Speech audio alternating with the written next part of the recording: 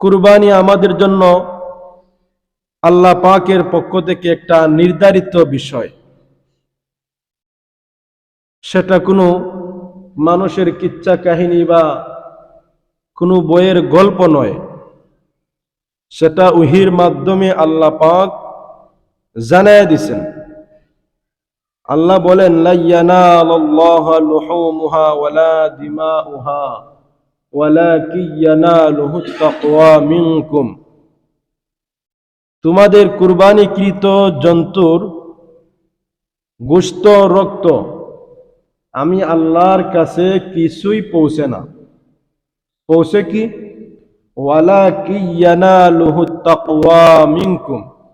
তোমাদের ভিতরে যেই নিয়তটা ছিল, তোমাদের ভিতরে যেই একটা ভাব ছিল যে কোন নিয়তে, কার জন্য, কি তাকওয়ায়, কার জন্য কুরবানি করেছো, কাকে খুশি করার জন্য কুরবানি করেছো, দুনিয়ার মানুষকে দেখানোর জন্য কুরবানি করেছো না আল্লাহকে খুশি করার জন্য কুরবানি করেছো, দুনিয়ার মানুষে আমাকে মন্দ বলবে এই জন্য কুরবানি করেছো নাকি আল্লাহর জন্য কুরবানি করেছো, মানুষের মধ্যে অহংকারী দেখানোর জন্য যে আমি এই গ্রামের মধ্যে সবচেয়ে বড় কুরবানি দিতেছি সেই জন্য কুরবানি দিতেছো, না গোশত খাওয়ার জন্য কুরবানি দিতেছো, না আল্লাহর জন্য কুরবানি দিতেছো। আল্লাহ বলেন, ওয়ালাকিন ইয়ানালুহু তাকওয়া মিনকুম। আমি তোমার অন্তরের ভিতরে লুকিয়ে থাকা নিয়তটাকেই আমি দেখতে চাই এবং আমার কাছে গ্রহণ করতে চাই। সুবহানাল্লাহ।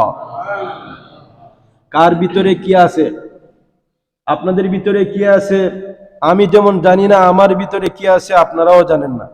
কিন্তু আমার ভিতরে বাহিরে, সাগরের নিচে, আকাশের উপরে, জমিনের নিচে কে কি করে না করে, পিঁপড়া একটা পিঁপড়া আরেকটা পিঁপড়ার সঙ্গে কি কথা বলে না বলে, সব কিছু আল্লাহ পাক একই সিস্টেমে একই রকম শুনতে পান। সুবহানাল্লাহ। আমরা কি কোনদিন পাখির ভাষা বুঝতে পারছি? কোনদিন পিঁপড়ার তারা কি কথা বলে এগুলো কি আমরা বুঝতে পারছি? না। ঠিক ওই রকম ভাবে আল্লাহ বলেন, তোমাদের মনের যেই তাকওয়া, কিসের জন্য তোমরা কুরবানি করো, সেই বিষয়টা আমি আল্লাহ জানতে চাই। এই জন্য কুরবানি আমাদেরকে করতে হবে একমাত্র কার জন্য? আল্লাহর জন্য কুরবানি করতে হবে। সেই কুরবানি আমাদেরকে আদায় করতে হলে কিছু মাসআলা, কিছু বিধিবিধান আমাদের জানা থাকা, বুঝে থাকা অত্যন্ত প্রয়োজন। তো কুরবানি আমি গত জুমআয় আলোচনা করেছি যে সমস্ত পুরুষগণ প্রাপ্ত বয়স্ক, বালেগ, সুস্থ মস্তিষ্ক সম্পন্ন, মুকিম হয়, তাদের উপরে যখন নেশাব পরিমাণ সম্পদের মালিক হয়, তাদের উপরে কুরবানি ওয়াজিব হয়ে যায়। কুরবানির নেশাব হইল 7.5 তোলা স্বর্ণ অথবা 52.5 তোলা রূপার মূল্য, রূপা অথবা রূপার মূল্য, অথবা কারো কাছে কিছু স্বর্ণ, কিছু রূপা, কিছু টাকা আছে। আবার আপনার কাছে এমন জমি আছে যেই জমিটা আপনার না হইলেও চলে। এটা কুরবানির ক্ষেত্রে মাসালা, শুধু যাকাতের ক্ষেত্রে নয়। আপনার কাছে এমন জমি আছে যেই জমি যদি আপনার নাও হয় তো আপনার জীবন চলবে, কোনো অসুবিধা হইতো নাই, তো ওই জমির উপরও আপনার কুরবানির নেশাব আসবে। সুবহানাল্লাহ।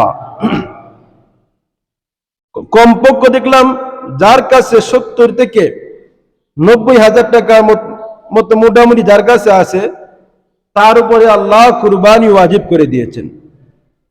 সেও তার নেশাব পরিমাণ কম হলে, অল্প স্বল্প নেশাব হলে, সেও তো একটা খাসিয়া নিয়ে, একটা ছাগল নিয়ে, একটা দুম্বা নিয়ে 10-12 হাজার টাকার মধ্যে ছাগল কুরবানি করতে পারে। তাহলে কুরবানি করার দ্বারা আপনার আমার উপর যে বিধান ছিল, ওই বিধানটা আল্লাহ তাআলা মাফ করে দিবেন এবং আপনার কুরবানিকে আল্লাহ কবুল করে নেবেন। সুবহানাল্লাহ। আমার কাছে এত টাকা নাই, আছে 70-80 হাজার টাকা আছে। রূপার মূল্য, কোন কোন রূপার মূল্য কম, আবার কোন কোন রূপার মূল্য বেশি। তো যার যেই পরিমাণ টাকা আছে, যার কাছে লক্ষ লক্ষ টাকা আছে, সে গরু আইনা 1,00,000 1,50,000 টাকা দিয়ে যদি সে কুরবানি দেয়, তাহলে তার কুরবানি হয়ে যাবে। কারণ তার তৌফিক আছে, সে বড় পর্যায়ে দিতে পারবে। এই জন্য কুরবানি যদি আমরা দেই তাইলে আমাদের লস হবে না, লাভ হবে। কি হবে? কোন মহিলার কাছেও যদি ওই রকম সম্পত্তি থাকে, মাসলা কি, কোন মহিলার কাছে আছে ৮০-৯০ হাজার টাকা আছে, ওই মহিলার উপরেও কুরবানি ওয়াজিব হবে। আপনার ছেলে থাকে বিদেশ, ইটালি থাকে, ফ্রান্স থাকে, দুবাই থাকে, কাতার থাকে,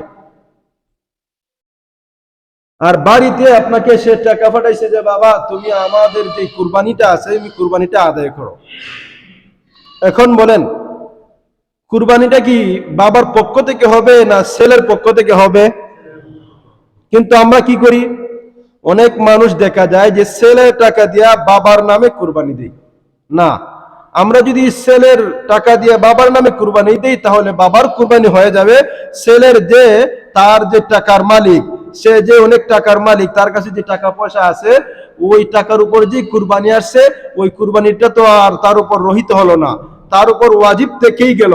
বরঞ্চ আপনি যদি গরু নিয়ে আসেন আপনার নামও দেন, আর যেই ছেলের উপরে কুরবানি ওয়াজিব হয়েছে তার নামও দেন, তাইলে উভয়ের পক্ষ থেকে আরো যদি গরু কেউ কুরবানির নেশাবের অন্তর্ভুক্ত থাকে তার নামও দেন, তাইলে কুরবানির যে ওয়াজিব আছে পরিবারের সকলের পক্ষ থেকে আদায় হয়ে যাবে। সুবহানাল্লাহ। এখন একজন নাবালেগ বাচ্চা যে মুকিম মুসাফির, যেই ব্যক্তি অনেক ধনী মানুষ, টাকাওয়ালা, এইখান থেকে নিয়ত করছে যে সে ৪৮ মাইল দূরে যাবে, এটা মোটামুটি ৭২ কিলোমিটার, ৭৮ কিলোমিটার বা ৪৮ মাইল আমরা বুঝি, যে একজন নিয়ত করছে এইখান থেকে ৪৮ মাইল দূর সে সফর করবে, তাহলেও ওই ব্যক্তির উপরে যদি ওই ৩ দিন ভিতরে যদি সে সফরে থাকে তাইলেও তার উপরে কুরবানি ওয়াজিব হবে না, কারণ সে মুসাফির, কারণ সে মুসাফির। এখন মনে করেন একজন লোকের টাকা আছে, বাড়ি আছে ২-৩ তলা বিল্ডিং, কিন্তু তার মস্তিষ্ক নাই, সুস্থ মস্তিষ্ক না, সে পাগল, তার মাথায় কাজ করে না, তার টাকা পয়সা আছে, এরকম অনেক মানুষ আছে না, এরকম। বিধান হইল যে ওই ব্যক্তির উপর কুরবানি দেওয়া ওয়াজিব হয় না। এই জন্য সুস্থ সম্পন্ন বালেগ মুকিম হইতে হবে। আবার কোন দিন আপনার উপর কুরবানি ওয়াজিব হবে? জিলহজ মাসের ১০, ১১, ১২, কয়দিন? ৩ দিন। এই ৩ দিনের ভিতরে যদি আপনার নিকট এই পরিমাণ টাকা থাকে, ৮০-৯০ হাজার টাকা থাকে অথবা এর উপরেও থাকে, তাইলে আপনার উপর কুরবানি ওয়াজিব হবে। এবার আসেন এই ৩ দিনের ভিতরে কোন দিন কুরবানি দেওয়া উত্তম? ১০, ১১, ১২, এই ৩ দিনের ভিতরে আপনার প্রথম দিন ১০ জিলহজ কুরবানি দেওয়া উত্তম। সুবহানাল্লাহ। এখন যদি কেউ কোনো কারণে পারে না, সে দ্বিতীয় দিনে দিতে পারে। এখন আরেকটা মাসালা, কেউ কুরবানির কোনো কারণে কুরবানির পশু সে ক্রয় করতে পারে নাই, কোনো কারণে কুরবানির পশু সে ক্রয় করতে পারে নাই, তাহলে পরবর্তীতে সে ওই প্রাণীর মূল্য, যে কোনো একটা ছাগলের মূল্য গরিব মিসকিনদেরকে সদকা কইরা দিবে। যদি সদকা কইরা দিলায় তাইলে তার উপর যে কুরবানি ছিল সেই কুরবানিটা সে কি হয়ে যাবে, কি রহিত হয়ে যাবে, বা কুরবানি তার পক্ষ থেকে আদায় হয়ে যাবে, বা তার যে জরিমানাটা আদায় হবে, কুরবানি আদায় হবে না। এখন মনে করেন যে কেউ কুরবানির জন্তু কিনছে, কিনার পরে কুরবানির জন্তু মরে গেছে গা, এই সময়ের ভিতরে কুরবানির জন্তু মরে গেছে গা, তার উপরে আরেকটা কুরবানির জন্তু কিনে সে কুরবানি দিবে। এখন একজন গরিব মানুষ, তার উপরে কুরবানি ওয়াজিব না, একজন গরিব মানুষ, তার উপরে কুরবানি ওয়াজিব না। সে যদি কুরবানির নিয়তে পশু ক্রয় করে, তাহলে যেই পশুটি সে ক্রয় করবে সেই পশুটি সে কুরবানি দেওয়া তার উপর ওয়াজিব হয়ে যায়, কারণ তোমার উপর ওয়াজিব ছিল না, তুমি ওয়াজিব কইরা নিছো, এই জন্য তোমার উপরে ওই পশুটা কেনার পরে, কেনার সঙ্গে সঙ্গে ওই পশুটা কুরবানি দেওয়া, কুরবানির নির্ধারিত সময়ে দেওয়া ওয়াজিব হয়ে গেছে। সুবহানাল্লাহ।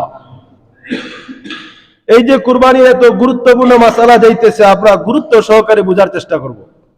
আমার সম্মানিত মুসল্লিগণ, এখন কুরবানি আমরা কার জন্য করব?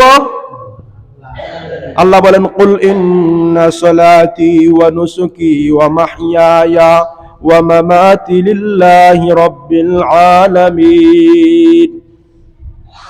তোমার নামাজ, তোমার কুরবানি, তোমার জীবন, তোমার মরণ সবকিছু কার জন্য? আল্লাহ। এখন আসেন কুরবানির ভাগের বিষয়ে। মনে করছিলাম আলোচনাটা একটু পরে করি, অনেক মানুষ এখনো আসছে না। যে কুরবানি আমি আর একটু অন্যান্য আলোচনা করি, কিছু মানুষ আসুক, তারপরে গুরুত্বপূর্ণ মাসলাটা সম্পর্কে বুঝুক। কুরবানির একটা ইতিহাস আছে, আছে না নাই? প্রত্যেকটা মানুষের জীবনে, বিশেষ করে মুমিন বান্দারা দেখবেন তারা বেশি বিপদের মধ্যে পড়ে, কারণ তাদের প্রতিটা ধাপে ধাপে তারা পরীক্ষা। দেখবেন অর্থর দিকে তারা টাকা পয়সা কম, বিপদের দিকে তাদের বেশি, অসুস্থতার দিক দিয়ে বেশি। এটা মুমিন ব্যক্তির জন্য একটা পরীক্ষা। আবার দেখবেন অনেক যারা নামাজ পড়ে না, যারা বিভিন্ন মানে এই লাইনে যারা নাই, তাদের দেখবা টাকা পয়সার অভাব নাই, আবার তাদের কোনো রোগ হয় না, খুব আরামসে তারা চলছে, কারণ দুনিয়ার নিয়ামতকে তারা ভোগ করতেছে। দুনিয়ার ওই সমস্ত নাজ নিয়ামত পাইয়া সে আল্লাহরে বই লাগছে। এই জন্য প্রত্যেকটা নবী রাসূলের উপরে আল্লাহ তাআলা পরীক্ষা রাখছেন। কি রাখছেন? ঠিক ওই রকম ভাবে ইব্রাহিম এবং ইসমাইলের যেই পরীক্ষাটা ছিল, আল্লাহ বলেন ওই পরীক্ষাটা অন্যান্য পরীক্ষার চাইতে একটু ব্যতিক্রম। পৃথিবীর কোন নবীকে তাদের পুত্র জবাই করার জন্য ওই রকম ভাবে উদ্বুদ্ধ করেন নাই, কিন্তু ইব্রাহিম আলাইহিস সালাম তার পুত্রকে জবাই করার জন্য আল্লাহ তাআলা নির্দেশ দিয়েছেন। ইসমাইল আলাইহিস সালামের জন্ম কিভাবে হয়েছিল? হযরত ইব্রাহিম আলাইহিস সালামের বয়স যখন প্রায় 120 না 80 বছর, প্রায় বুড়া হয়ে গেছেন, ওনার ঘরে কোনো সন্তান হয় না। ওনার সাথে একজন স্ত্রী ছিল, ওই স্ত্রীর নাম হলো সারা। স্ত্রীর নাম কি? সারা।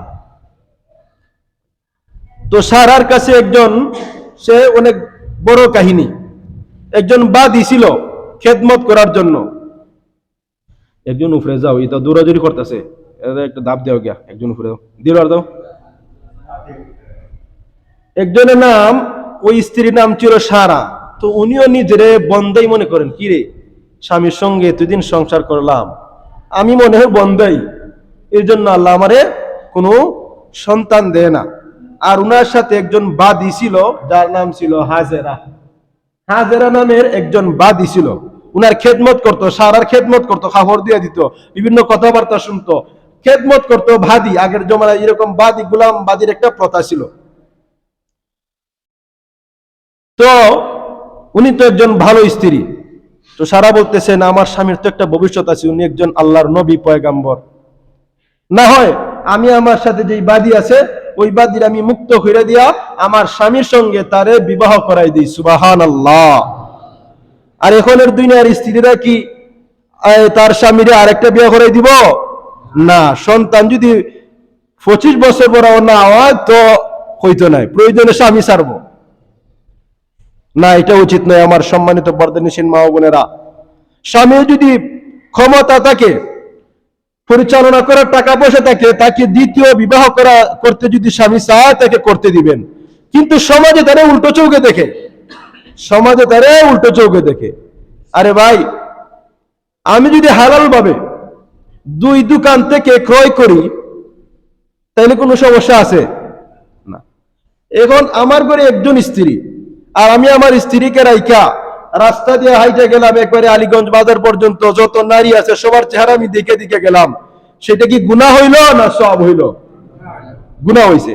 আর আপনি যদি বুদ্ধিমান হন, টাকা পয়সা থাকে, সালানোর মতন ক্ষমতাও আছে, আপনি আল্লাহর ভয়ে যদি আর একটা নারীকে বিবাহ করেন, একটা বিধবা নারীকে, একটা কালো নারীকে, বা যাদের বিবাহ হন, আপনি যদি তাদের বিবাহ করেন, তার দায়িত্ববান নিলেন, এই জন্য আল্লাহ তাআলার কাছে আপনি একটা নারীর দায়িত্ব নেওয়ার কারণে বিশাল এক সওয়াবের মালিক হয়ে গেলেন। এই সমস্ত ওয়াজ নসিহত কি আমাদের মা বোনেরা বুঝে না? আমার সম্মানিত মুসল্লিগণ, তো বিবি সারা উনি ওনার স্বামীর সাথে হাজেরার বিবাহ করাই দিলেন। বিবাহ করানোর পরে ইব্রাহিম আলাইহিস সালাম আল্লাহ তাআলার কাছে দোয়া করলেন, মালিক রব্বি হাবলি মিনাস সলিহিন, রব্বি হাবলি মিনাস সাবিরিন। আল্লাহ, আমাকে একজন ধৈর্যশীল সন্তান দান করো। একজন কি সন্তান দান করো? আমরা সন্তান জন্ম দিবার সময় কোনো দোয়া করিনি? স্ত্রীর কাছে যাওয়ার সময় কিছু দোয়া আছে, এই সমস্ত দোয়াগুলা কি আমরা পড়িনি? এই জন্যই তো আমাদের সন্তানগুলো ওই রকম হয়। ইসলামে কোনো কিছু লুকানোর বিষয় না, শিকার বিষয়। আপনি আমার কাছে এসে জিজ্ঞাসা করতে পারেন, হুজুর আমাকে এই দোয়াটা শিখাই দেন। পরে এসে বলেন, হুজুর আমার সন্তান কথা শুনে না, আমারে পানি ভরা দেন, তেল ভরা দেন, তাবিজ দেন না। উনি আল্লাহ তাআলার কাছে জবাব দিলেন, মালিক আমি যদি এই দুনিয়া থেকে চলে যাই তাহলে এই উম্মার দায়িত্বভার কে নিবে? অবশ্যই দায়িত্বভার দেওয়ার জন্য আরেকজন পয়গম্বর আপনি সৃষ্টি করবেন। আর যদি আল্লাহ আপনি আমাকে দয়া করিয়া আমার বংশের মধ্যে একজন নবী দিয়া দেন, আমার বংশের একটা আলু দিয়া দেন, তাহলে আমার পরবর্তী সময়ে আমার সন্তান সমস্ত দিনের দাওয়াতি কাজ চালায় নিবি। আর একটু জোরে বলেন না সুবহানাল্লাহ। আর এখন আমরা সন্তান দিবার সময় যেই নিয়ত করি, সন্তানকে জন্ম দেওয়ার পরে আমরা নিয়ত করি তাকে কলেজে ভার্সিটিতে পড়াইয়া তাকে আমি দুবাই পাঠাইব। যারা দুবাই পাঠান তাদের বিরুদ্ধে আমি কই না, আমি তাদেরকে দুবাই পাঠাইব, আমেরিকা পাঠাইব, পুলিশ বানাইব, তাকে আমি বিভিন্ন অফিসের অফিসার বানাইব। এই যে আপনি অফিসার বানান, ঠিক আছে, কোনো সমস্যা নাই। একটা সন্তানকে যদি আপনি আলেম বানাইতে পারেন, একটা সন্তানকে যদি আপনি মাদ্রাসায় পড়াইতে পারেন, একটা কন্যা সন্তানকে যদি আপনি মহিলা মাদ্রাসায় পড়াইয়া আলেমা হিসাবে বানাইতে পারেন, একটা আলেমের বিনিময়ে, একটা আলেমার উসিলায় আল্লাহ এই গোটা ফ্যামিলির উপরে রহমত দান করবে। শুধু রহমত নয়, আল্লাহ একজন আলেমের বিনিময়ে, আল্লাহ একজন আলেমার বিনিময়ে উভয়জনকে জান্নাত দান করবে। আমার সম্মানিত মুসল্লিগণ, আরেকটা মাসআলা বলি বোঝার জন্য। এই যে মানুষ মারা যাওয়ার পরে হুজুরদেরকে নিয়ে কুরআন শরীফ খতম করায়, এই খতম করানোর দ্বারা কোনো ফায়দা নাই। এটা মাসালা আমি নিজে বুঝেছি এবং নিয়ত করেছি যে না, যত মানুষ মৃত মানুষের জন্য কোরআন শরীফ খতম করাইবে, মৃত মানুষের জন্য, জীবিত মানুষের জন্য আলাদা মাসালা। তাদের কাছ থেকে টাকা নেওয়া জায়েজ নাই এবং তাদেরকে দিয়ে কোরআন খতম করানোও ঠিক না। কেননা আপনাকে তো আল্লাহ তাআলা সৃষ্টি করছেন, আপনি নিজে কোরআন পড়া, আপনি নিজে কোরআন খতম কইরা আপনার মা বাবার জন্য খতম বসাইবেন। এটাই মাসালা, যে অন্যের মাধ্যমে আপনি কোরআন খতম করাইয়া আপনি যদি তাকে টাকা দেন, তাইলে ওই টাকা দেওয়াটা তার দেওয়া ঠিক হবে না, আর যে হুজুর নিবে খাইবে তার নেওয়া ঠিক হবে না। আমার সম্মানিত মুসল্লিগণ, তো ইব্রাহিম আলাইহিস সালাম নিয়ত করছেন, আল্লাহ আমি আমার সন্তানকে আমার পরবর্তী সময়ে দ্বীনের দাওয়াত দেওয়ার জন্য আমি এই জমিনে রেখে যেতে চাই। সুবহানাল্লাহ।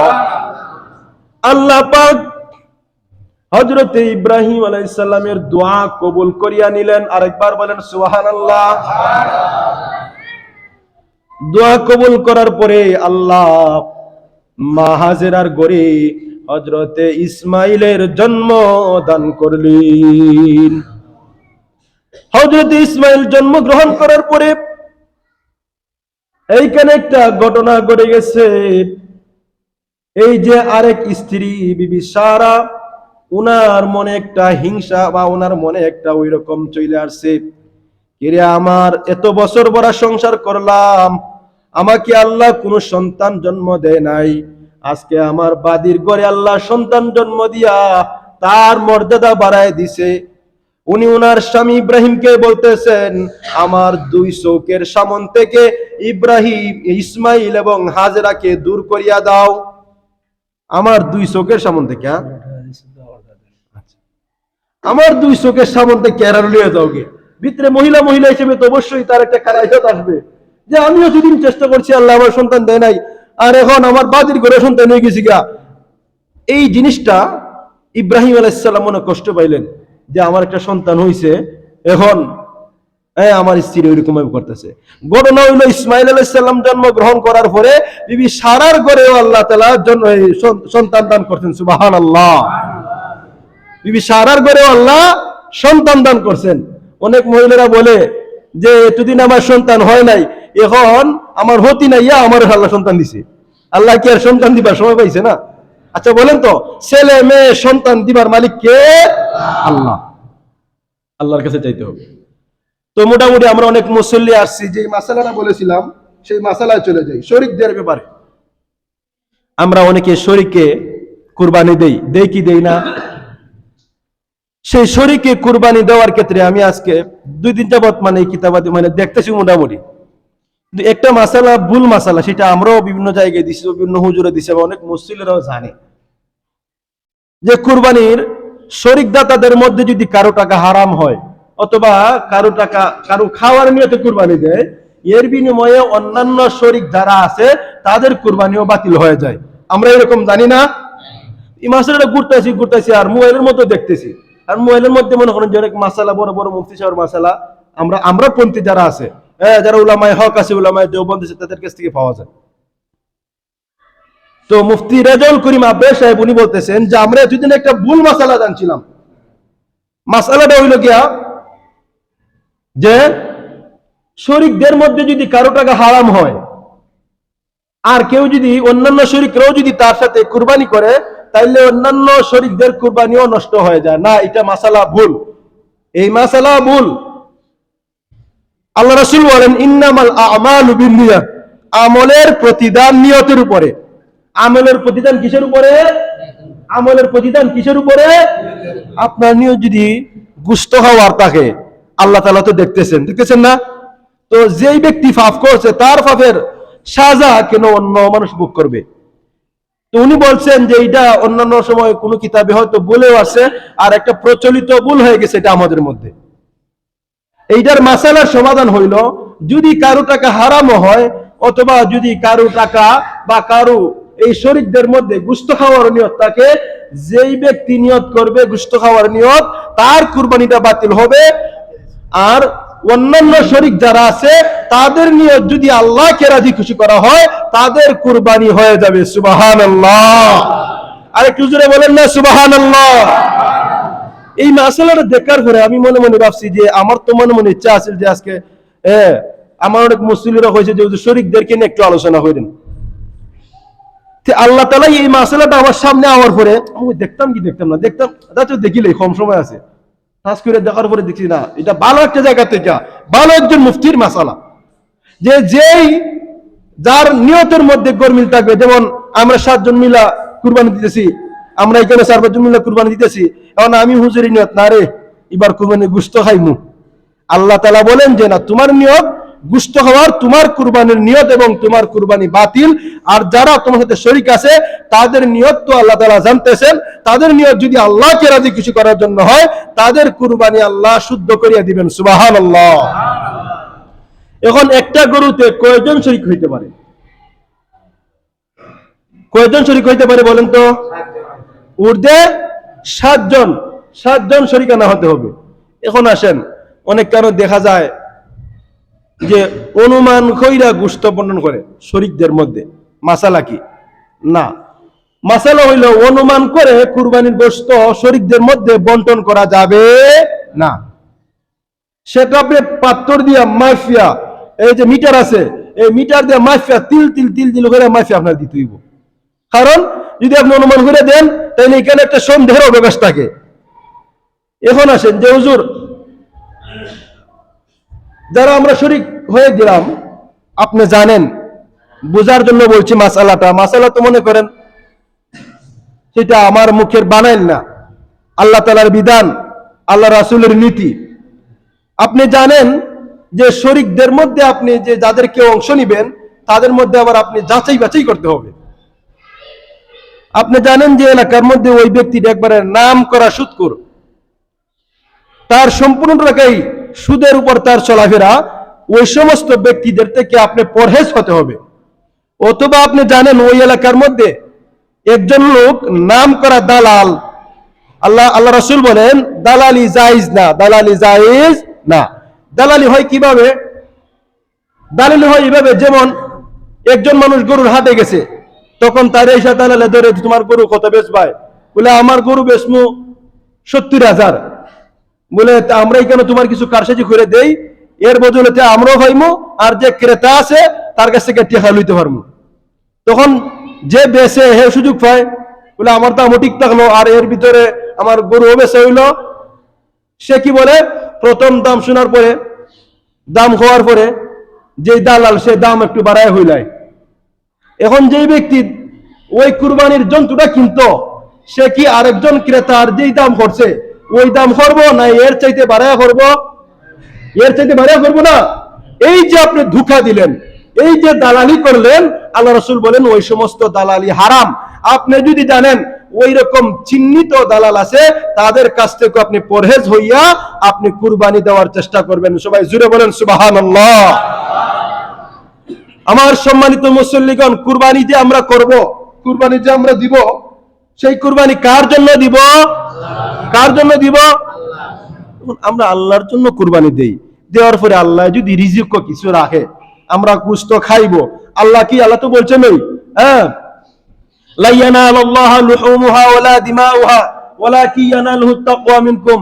আমার কাছে তোমাদের গোশত পৌঁছে না, রক্ত পৌঁছে না, হাড্ডি মাংস কিচ্ছুই পৌঁছে না, ওয়ালাকিন ইয়ানালুহু তাকওয়া মিনকুম। তোমাদের ভিতরে যে নিয়ত আছে, ভিতরের যে ধারণাটা আছে, সেই কুরবানি আল্লাহর খুশির জন্য করছো কিনা, ওই বিষয়টা আমি আল্লাহর কাছে পৌঁছে। সুবহানাল্লাহ। যারা সঠিকভাবে সঠিক নিয়তে কুরবানি দেয়, আল্লাহ রাসূল বলেন কুরবানির রক্ত মাটিতে পড়ার পূর্বেই তার কুরবানি আল্লাহ তাআলার দরবারে পৌঁছে যায়। এবং কুরবানির জন্তুর প্রত্যেকটা পশমের বিনিময়ে তাকে আল্লাহ পাক একটা করে সওয়াব দান করেন। তো এইখানে আমি দেখি, আমি বুঝি, অনেক মুসল্লিরা বা অনেক মানুষ, আমরা যারা এখানে আছি আজকে, আমাদের মধ্যে আমরা যারা আছি এখানে, কি সবাই ধনী মানুষ আছে? সবাই কি বিদেশে আছে? না গরিবও আছে? গরিব আছে, ধনী আছে, মধ্যমপন্থী আছে, বা কেউ উচ্চ ধনীও আছে। তো আল্লাহ তো সবাইরে কুরবানি দেওয়ার তৌফিক দেয় না। এখন কুরবানি যেহেতু আমরা আল্লাহর জন্য দিব, কুরবানির গোশতটা গরিব যারা আছে বা যারা কুরবানি দেয় নাই, তাদেরকে কুরবানির গোশত দেওয়ার প্রয়োজন আছে না নাই? তাদেরকেও কুরবানির গোশত দেওয়ার প্রয়োজন আছে। যেমন মনে করেন এই গ্রামের বা বিভিন্ন গ্রামের একজন ধনী মানুষ, সে মাসে একবার, মাসে 3 বার গরুর গোশত কিনে আনার ক্ষমতা আছে, আছে না নাই? খালি আছে না, সে মাসে 2-3 বার কুরবানি গরুর গোশত কিনে এনে সে খাইতে পারে। কিন্তু এমনও মানুষ আছে যারা সারা বছরে কুরবানির গোশত সইয়া দেখার কোনো ক্ষমতা নাই। আসেনি বলেন তো? সারা বছর যায় কে কুরবানির দিকে তাকাইয়া, সারা বছর চলে যায়। একদিন যদি কুরবানি আসে, আমার পাশের মহল্লার একটা ভাই কুরবানি দিবে, সে আপনার গরুর দিকে তাকাই আছে। আমার ছেলে মেয়েরা আছে, তাদেরকে সারা বছর একদিন আমি গোশত খাওয়াইতে পারি না। আজকে যদি আমার বাড়িতে আমার প্রতিবেশী একটা কুরবানি দেয়, ওই কুরবানির গরুর প্রতি সমস্ত মানুষের চোখ থাকে। আল্লাহর রাসূল বলেন, তুমি একা তোমার গরুর গোশত তুমি খাইও না, তোমার গরিব ইয়েতিম মিসকিন পাড়া প্রতিবেশী আত্মীয় স্বজনকে নিয়ে তুমি তোমার গরুর গোশত খাও। সুবহানাল্লাহ। আমার সম্মানিত মুসল্লিগণ,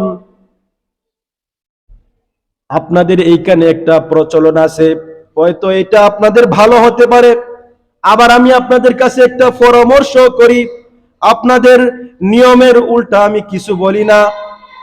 আপনারা হয়তো কুরবানির দিন গরুর গোশত ভালো করিয়া বড় ডেগে রান্দিয়া আপনি কুরবানি করলেন এবং আত্মীয় স্বজন গরিব গোরা যারা আছে তাদেরকেও খাওয়াইলেন, সেটাও ভালো কাজ। আপনি দাওয়াত দিয়া খাওয়াইলেন আত্মীয় স্বজন রে, কিন্তু আপনি এইটা না করিয়া ওই গোশতটুকু যদি আপনি রান্না না করিয়া তার ঘরের মধ্যে দিয়া দেন, তাহলে সে তার গোশতটাকে সিস্টেম করিয়া তার ছেলে মেয়ে দিয়া সে খাবার খাওয়াইতে পারবে।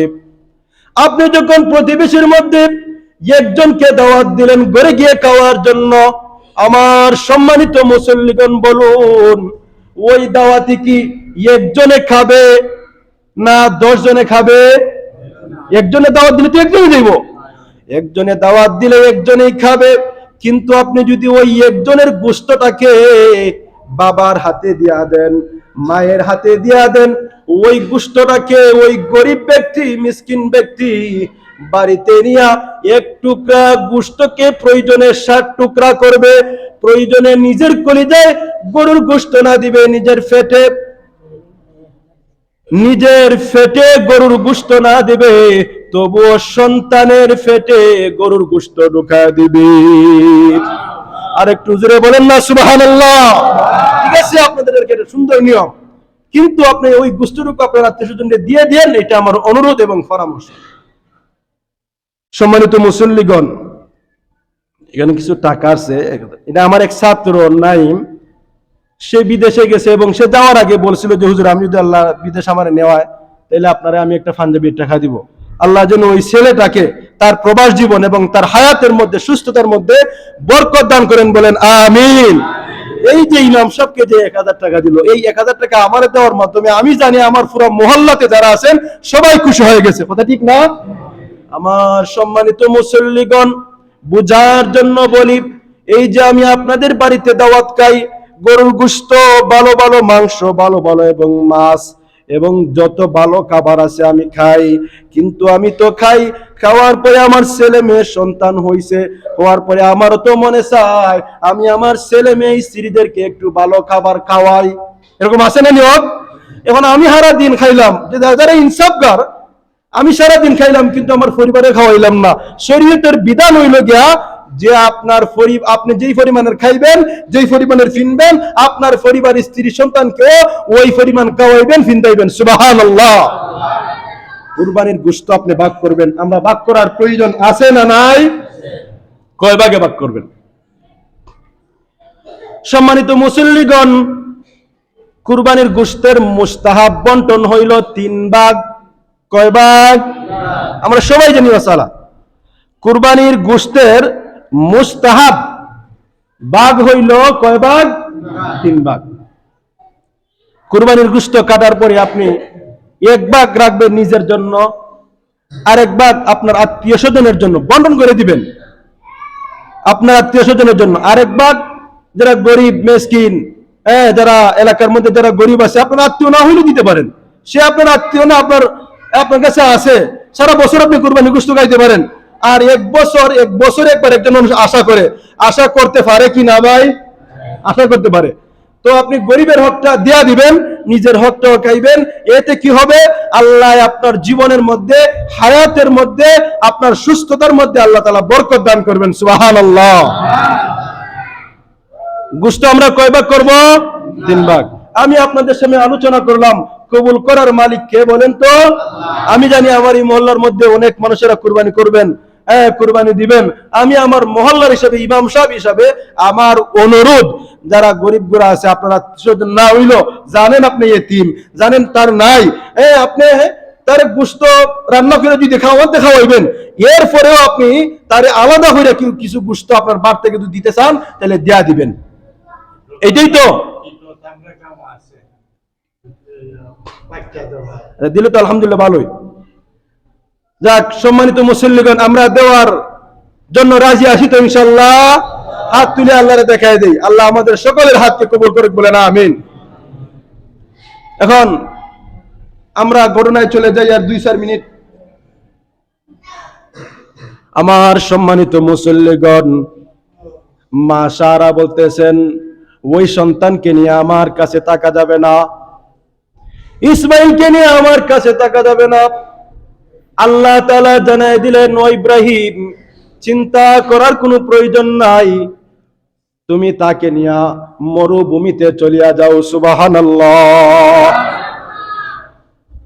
মা হাজেরা এবং সন্তান ইসমাইলকে নিয়ে এমন মরু প্রান্তরে চলে গেলেন যেখানে বর্তমানে কাবা ঘর আছে, এর পাশে একটা উঁচু স্থান, যেখানে যেখানে জমজম কূপ আছে, ওইখানে ওই সময় জমজম কূপ ছিল না, ওইখানে একটা টিলা ছিল, ওই টিলার মধ্যে উনি উনাকে রাখলেন এবং রাখার পরে বিবি হাজেরাকে এক ব্যাগ খেজুর এবং সামান্য কিছু এক বদনা পানি উনার সঙ্গে দিয়ে আসলেন।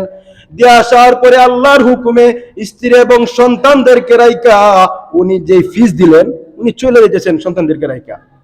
আর স্ত্রী পিছন থেকে বলতেছে, ও আমার স্বামী শুনো, তুমি যে আজকে আমাদেরকে এমন এক জায়গায় রেখে যাইতেছ যেখানে কোনো মানুষ নাই, যেখানে কোনো গাছ নাই, যেখানে কোনো শস্য দানা হয় নাই, আমরা ওই জায়গার মধ্যে জনমানব শূন্য জায়গায় কিভাবে থাকবো? হযরত ইব্রাহিম আলাইহিস সালাম কোনো জবাব দেয় না, উনি সামনেই চলতেছেন। আবার মা হাজেরা প্রশ্ন করলেন, আচ্ছা বলেন তো, আপনি যে আমাদেরকে ওই জায়গাতে রেখে আসলেন সেটা কি আল্লাহর হুকুমে? হযরত ইব্রাহিম আলাইহিস সালাম বলেন, হ্যাঁ এটাই আল্লাহর হুকুম। বলেন সুবহানাল্লাহ। উনি বলতেছেন, যদি আল্লাহর হুকুম হয় তাইলে আমি এখানে থাকবো, কোনো অসুবিধা নাই। কিছুদিন পরে খেজুর এবং পানি শেষ হয়ে যাওয়ার পরে সন্তানের মধ্যে যখন দুধও পায় না, এই শিশু সন্তান কান্নাকাটি করতেছে। হযরত ইসমাঈল আলাইহিস সালাম, মা হাজেরা উনিও পেরেশান হয়ে গেছেন সন্তানের জন্য। উনি দইরা দেখতেছেন কোথাও কোনো কিছু পাওয়া যায় কিনা। একবার উঁচু দিয়া চাইলেন, দেখেন সাফা পাহাড়ের মধ্যে, সাফা জায়গার মধ্যে, কিছু জায়গার মধ্যে দেখবেন বালুরা চিকচিকি করলে বোঝা যায় পানি, ওইরকম বোঝা যায়। অনেক জায়গায় দেখবেন কোন মরুভূমির মধ্যে বালু চিকচিকি করে, দূর থেকে বোঝা যায় পানি, দূর থেকে কিটা বোঝা যায় পানি। মা হাজেরা দৌড়াইয়া সাফা পাহাড়ের মধ্যে গেলেন। যাওয়ার পরে দেখেন ওইখানে কোনো মানুষ নাই, কোনো পানি নাই। আবার সন্তানের জন্য মায়ায় আবার সন্তানের কাছে আসলেন, সন্তান কান্নাকাটি করে। আবার আরেকদিকে চাই দেখেন মারুয়া পাহাড়, ওই মারুয়া পাহাড়ের মধ্যে আবার দৌড়াইয়া গেলেন, গিয়ে দেখেন ওইখানেও কোনো কিছু নাই।